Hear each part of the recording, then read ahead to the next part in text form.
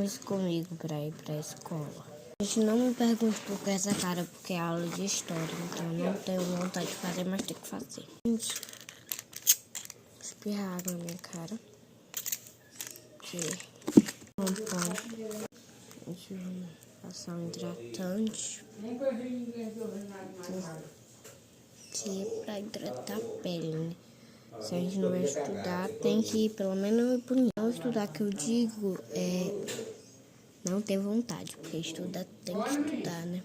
Vamos colocar um pouco de base, cobrir a minha cara feia. Passar corretivo. Vamos ver a diferença de aula daqui, de segunda-feira, aula de história, pra quinta-feira, aula de educação física. Vocês vão ver a diferença da minha animação. Passar um gloss. Esse daqui.